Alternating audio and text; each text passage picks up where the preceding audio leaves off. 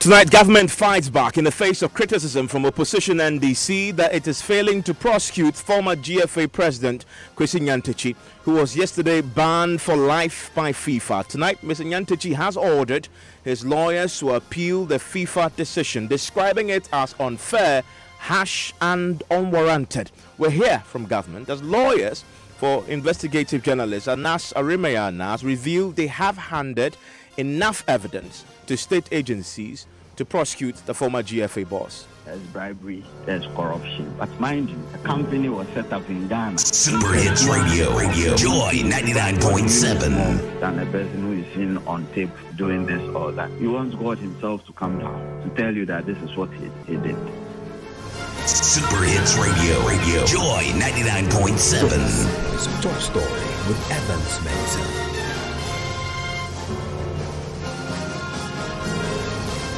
Super Hits Radio, Joy 99.7. Super Hits Radio, Joy 99.7.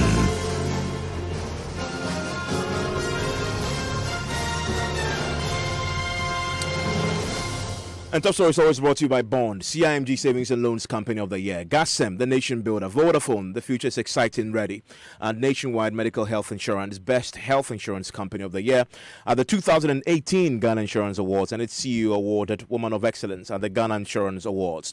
There's pressure on government tonight to push through the prosecution of former president of the Ghana Football Association, Kwesi Nyantakyi, as a World Football Governing Body, FIFA, banned him for life on grounds of corruption, bribery, and conflict of interest. He was additionally fined 500,000 Swiss francs. In the last few hours, by the way, Mr. Nyantakyi has issued a statement describing FIFA's decision as unfair, harsh, and unwarranted. He has ordered his lawyers to appeal the decision. More on that shortly. But first, the opposition NDC has today been questioning government's resolve to prosecute Mr. Nyantakyi. Here are excerpts from a statement issued and signed by the party's national organizer, Kofi Adams. FIFA's decision to ban Super Hits Radio, Joy 99.7 raises serious questions about the involvement of President Akufo-Addo in the bribery scandal and also brings to the fore once again the need for the criminal Super Hits Radio, Joy 99.7 status of the investigations into this scandal which has tarnished the image of Ghanaians and Ghana. We are appalled that, unlike FIFA, the government of Ghana Super Hits Radio, Joy 99.7 bringing culpable officials to book despite available evidence. We find as completely inadequate the purported investigations by the police. Super Hits Radio, Joy 99.7. We urge President Akufo-Addo to open himself up for transparent and credible investigations by an independent body to clear his name. Super Hits Radio, Joy 99.7. First firm action and take steps to put this matter to rest in a manner that restores dignity and confidence in the integrity of the presidency. Super Hits Radio, Joy 99.7. Part of a statement issued by the NDC. On the line with me right now is Deputy Attorney General Joseph Penka Diop. Mr. Penka Diop, thank you very much for your time here on Top Story. Thank you very much, Joy FM. Thanks for having me on this program, and thanks to your many listeners. Just before we go on, we've also heard today from lawyers of Anas Arimaya Anas who did that work that had led to the FIFA ban on Nyantakyi for life. They tell us that they have provided enough evidence to the state agencies, including the prosecutors. If you really want to prosecute, there's enough there to prosecute. I want to listen briefly to your colleague, Kisi Ajabe. With all the facets that are available to the various Super Hits Radio, Joy 99.7. Whether the evidence is solid enough for them to go on or otherwise. So, lawyer, what did you think was the way to go? You mentioned that Super Hits Radio, Joy 99.7. This has been committed. What has been committed? Several things. There's bribery. There's corruption. Super Hits Radio, Joy 99.7. In our laws, isn't bribery and corruption limited to public officials by our laws? Depends on how you are looking at it. It depends on how you are looking at it. Super Hits Radio, Joy 99.7. On whose behalf it is being engineered. Depends on how you look at it. And the aim and final object of the person who was Super Hits Radio.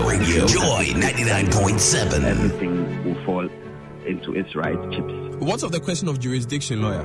The fact that this was committed in another country. Super Hits Radio. Joy 99.7. Concluded that it was committed in another country because the video was recorded in Dubai. But mind you, Super Hits Radio. Joy 99.7. Of the meeting in Dubai. 7 days after, or 10 days after the meeting, the company was set up here. And then Super Hits Radio. Joy 99.7. In anticipation of receiving monies here in Ghana, all in pursuance of this enterprise. It is for the state institutions to go Super Hits Radio. Joy 99.7. As for beyond reasonable doubt, say, what do you need more than a person who is seen on tape doing this or that? Super Hits Radio. Joy 99.7. Unless you're saying that the video evidence was dreamed of, it wasn't there, it was contrived. Super Hits Radio. Joy 99.7. You'll be calling on God himself to come and testify. Still have with me on the line the Deputy Attorney General, Mr. Kwenka Diop. So why are you failing to prosecute Mr. Nyantakyi? Well, that question sounds too simplistic, and I like to respond to it in two ways. One, that we prosecute based on available facts and evidence that come to our attention and our custody. And two, it is upon an assessment and critical analysis of such pieces of evidence and documentation before us that we can proffer charges upon careful scrutiny. And remember that for every offense that you intend to charge any person, they must be accompanied by certain ingredients available for the proof of that crime. These are primary and fundamental. And unless somebody outside there can tell all of us as Ghanaians that indeed all these documentation and pieces of evidence have been made available to the Office of the Attorney General and that we are not proceeding with it to court, I will say that whatever is being said now remains in the realms of speculation and without basis. Whatever docket comes to us, we look at it as a body and as a state institution, and when we come to certain conclusions, we proceed to court. So I can tell you without any equivocation and without a shred of doubt that nobody is shielding any person. And as you have rightly pointed out, certain fundamental questions to the lawyer and etc., I can tell you that at the appropriate time, we as an office will issue an official position on this particular matter. But remember that there's one thing that we ought to note. Since late or early this morning that people started discussions on the subject and late last night, there has been some emotional attachment and passion to the issue. And we ought to divorce ourselves of such emotions and look at it from a legal perspective and not emotions, because emotions don't prosecute. There is a factual situation on the ground backed by concrete documentation that will assist you to proceed to court. And remember that in matters of this nature, you cannot compare a criminal prosecution that will take place in Ghana to whatever civil inquisition that FIFA might have made into Nyantakyi's conduct. So the two are different, because they just wanted to find out whether there were violations of FIFA's regulations by the conduct of the person. And if he did violate those principles that are enshrined in FIFA's regulations, the exact sanctions. That will be different from the ingredients of criminal prosecution, where we will have to prefer charges based on the criminal law, Act 29. And if a person is found to have been guilty of it after a trial, the person is convicted. So remember that, first of all, the two are different in respect of the fact that one is just on the balance of probabilities whether there were breaches, and the other one will have to be approved beyond a reasonable doubt. So as I speak with you, it is not the case that we have refused to prosecute. What is the case is that evidence is being gathered by the state agencies, and when they put together all that and we review the dockets and come to one conclusion that indeed crime has been committed, we shall proceed to court. I mean, remember, we are not, and I repeat this, we are not a department of persecutions. We are a department of prosecutions. It's an Article 88 that has given us that particular power to prosecute on behalf of the state. and we will do so without fear or favor. Those who think that we are, sleeping on our work is unfortunate. When the agencies bring the thing and we come to a certain conclusion, actions will be taken. No doubt about that. The man who started the investigations that triggered all this says they have provided all the evidence, including video evidence, to the relevant state agencies. You say they are still gathering evidence. What more are they gathering?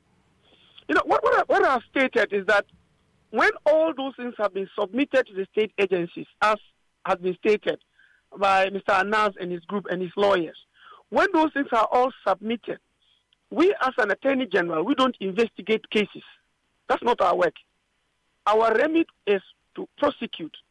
So if it is the police CIDs who are looking at the matter and they come to a certain conclusion and bring all the documentation to us, we will review it and prefer the appropriate charges so that we can proceed. This thing happened in June. You're saying that all this time the police investigators have not submitted a single sheet of evidence to the AG's department? You see, Evans, what we need to note is this. Sometimes, even as a department, when you bring certain documents, and I'm not specifically saying that this is in relation to this one, but when you bring certain documents to us, and we review it and realize that we still need certain pieces of information, we ask you to go back and do further investigations. And then you bring it so that we cover those loopholes or gray areas that people can take advantage of as defense when we mount prosecution so that we don't fail. So all those things will have to be done. And we direct them, go and look at this area, go and look at this area. But what assurance I can give to Ghanaians is that we shall be reviewing the documents. And when we review the documents and come to the conclusion that appropriate charges will be proffered against Nyantakyi or his cohorts, we are going to go ahead to do that. They should just be a little patient. Nobody is going to shield or cover any person. Have the investigators submitted the result of the investigation to the Agency Department yet? Preliminarily, they hadn't.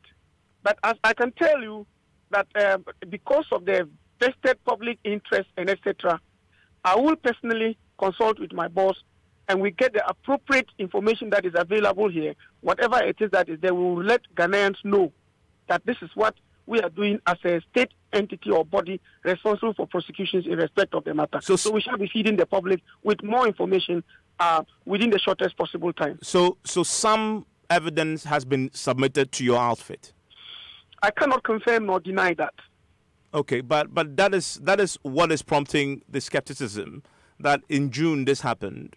All this while, we are talking in October, or in fact, almost November 1, and you cannot confirm to the public whether or not you've received evidence on this matter. You see, the skeptics and all the cynics still have not also been able to say that they are aware that there's a docket line in our office and we have refused to. No, but that's the thing. You are the custodians of that information. You haven't shared, you haven't told us any updates either. And so what do you expect? In the absence of that information from you, speculation will fill it. And which is what is happening. And you can't still tell me even today whether you have it or not. You see, all the things we are doing now remain in the realm of conjecture and speculation. But you can end the conjecture. You can end it with the specifics of the information you have. No, what I'm telling you is that, I don't and will not want to ever feed Ghanaians with inappropriate information or concocted information. It must be one that is evidence-based, and it must be one that is concrete enough for you to be able to decipher whether or not what we are saying is the case. I don't come to tell you that, we have received all documents. The following day it turns out not to be. No, that's not what we are supposed to do. So I can assure you that subsequently we will come out openly to let Ghanaians know the fate of those cases. I can assure you of that. You mean the state of this Nyantakyi case? Yes, I'm talking about this. Specifically, we shall come out because of the public interest that's generated and the furore as a result of the perceived delay and etc. We shall come out very soon to clarify to Ghanaians the state of the matter and what we intend to do about it. The NDC statement, I'm sure you've seen it. In fact, they say, part of it says, we are appalled that unlike FIFA, the government of Ghana has made little effort to look into the matter with a view to bringing culpable officials to book despite available evidence. We find as completely inadequate the purported investigation by the police CID whose conduct has served to compromise any outcome. Is there a conspiracy to cover up here? They suggest that. Well, but that is a political statement. What else do you expect to come from the minority side?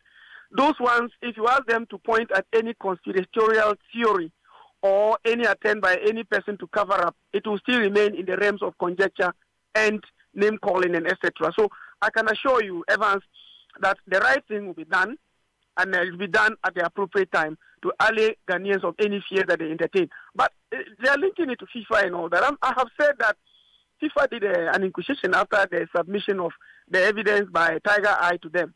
And they looked at their provisions. Look, a conflict of interest. The person drafted A or B document, which was supposed to be a company, and he was the same person who owned that, and so there was conflict of interest being established. So as a result of that, you are banned for life. That's all. We are supposed to establish crime.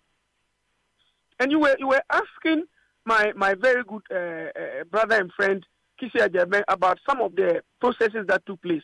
You did ask him about the jurisdiction issue. Again, you did ask him about the fact that the man is a private official and all that. But those ones will only come when we are evaluating the evidence available before us. Because there can be a conduct so nauseating and repulsive, yet it may not constitute a crime, depending on the review that you make and then the ingredients of an offense that they intend to charge the person. So all that will be done. And I can assure all the persons who are into some levels of skepticism and cynicism that indeed we will arrive at something that will allay everybody of any fears. If there will be criminal prosecutions mounted, reasons will be given. If there will be no prosecutions mounted, reasons will be given. Because at the end of it all, we are supposed to serve the interests of the Republic and comply with the dictates of Article 88, nothing more. I'm grateful that you joined us. That is the Deputy Attorney General there, Joseph Kpenka Diop, speaking to us about the criticism that government has received today in the wake of the FIFA decision to ban Mr. Nyantakyi for life. And as I've indicated already, Mr. Nyantakyi himself had issued a statement today in which he is, in essence, fighting the FIFA decision to ban him for life. In a statement that was issued by himself, he says, "I wish to express my shock and deep sadness after receiving the decision from the FIFA Ethics Adjudicatory Committee on Tuesday. My legal advisors are under my instructions to urgently appeal the decision, as I think it was unfair, harsh, and unwarranted. I will use all the legal channels available to seek redress and establish the facts I presented to the committee. Even though I have already resigned from all my football positions, it is important I establish the facts with the sole aim of clearing my name. At this moment, I am unhappy. I am unable to provide any further details as my lawyers are reviewing the facts for appeal at the Court of Arbitration for Sports. I wish to express my sincere gratitude to the people of Ghana, Africa, and indeed across the globe for the overwhelming support and outpouring of sympathy. Thank you, Mr. Nyantakyi." That's a statement he issued. In fact, let's speak to a man who understands the way the FIFA Ethics Committee works and what this appeal might mean as far as Nyantakyi is concerned. Head of the Ghana Football Coaches Association, John Kwame Kwesing, joins us on the line right now. He's also a private legal practitioner and a football administrator. Mr. Kwesing, thank you for your time here on Top Story. Thank you, Evans, and good evening to your cherished listeners. You've heard... I'm the General Secretary. General Secretary, yes. General Secretary. Is the President. Yes, General Secretary. Okay. You've seen the Nyantakyi statement. He says he's going to appeal this. He's going to the highest adjudicatory body when it comes to football. You followed the way the Football Ethics Committee works. What is the process? What happens now that he's indicated this? Anyway, like you rightly indicated, CAS is a body mandated by FIFA to look into matters of appeal and then other grievances. And that's like it is in every jurisdiction where you feel a decision somewhat is not in your favor or you are not happy about some decision of a sort. By human rights, and you have the other option of going on an appeal. But then my concern right now is the aspect that it's very unfortunate my senior and then a personal friend is caught up in this situation. Very, very unfortunate. That is why some of us from the onset were of the view that Anas, in a way, wasn't fair because of the processes. But we've gone past that. But it is as a result of this that he's also facing the rippling effect and then the consequences and so on and so forth. And that's because the evidence that came up, there's no way he's going to escape. You understand? Whether he used the correct means or the wrongful means. Because the provisions in FIFA, the Code of Ethics, are explicit. Okay? They are clear for everybody to see the implications. If you go by the conflict of interest, for instance, it says once you are with us as an official of FIFA, you become a permanent or full-time worker with us. So it is not compulsory. Once you come with us, make sure you don't do any other business. But then we won't also prevent you from doing any secondary or other commitment also. But where you find yourself in such a situation that you have your private or other businesses, please make them known to us.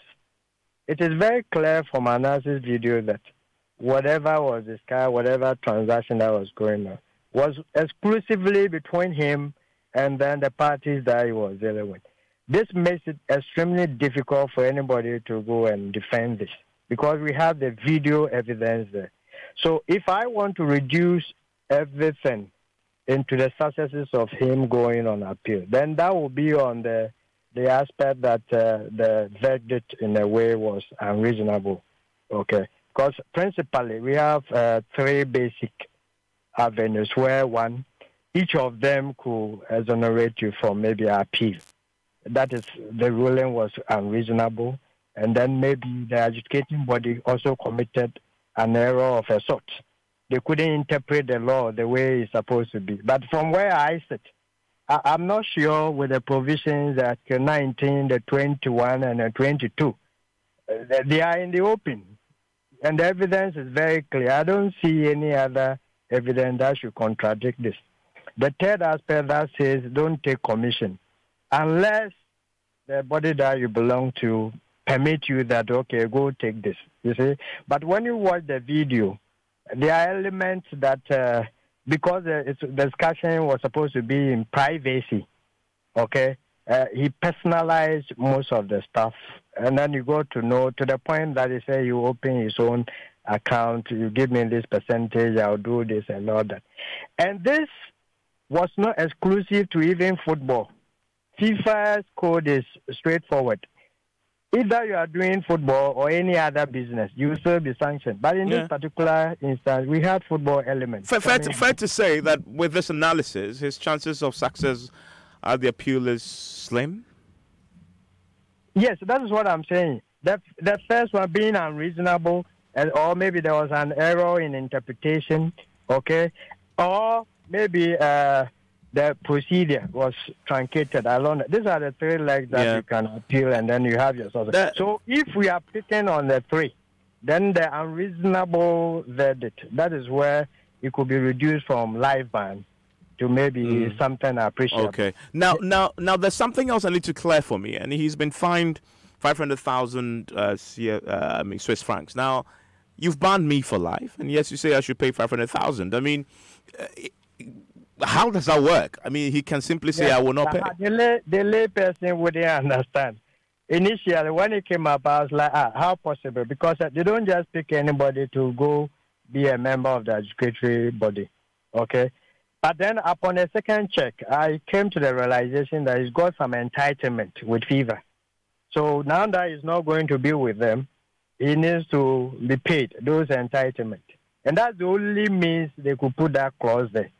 Other than that, if you ban me, I'm not bound to come and then... So what you're saying is that FIFA will hold back, will withhold the amounts that the entity is entitled by virtue of its position at that governing level, at the FIFA level. They would hold it and not give it to me as a further punishment. Exactly. If the amount exceeds that, but from the estimations, it seems the amount is even bigger than what is being fined. Other than that, they take out that one And I'm not sure even if it is left with $500, he's going to have the strength to go and then pay. So what if you don't pay, I'm going to punish you further. And this is not a criminal trial. Yeah.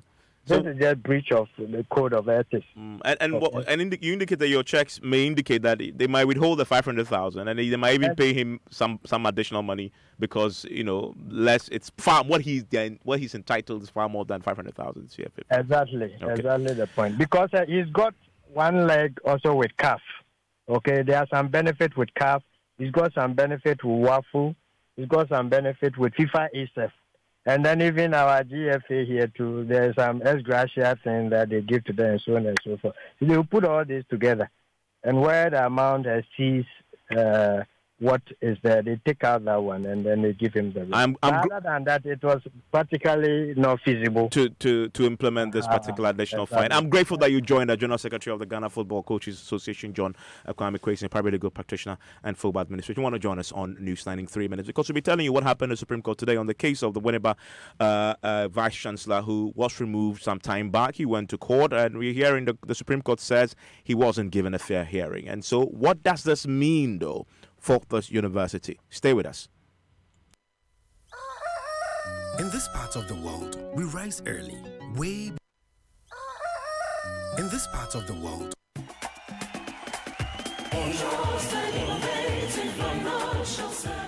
Bon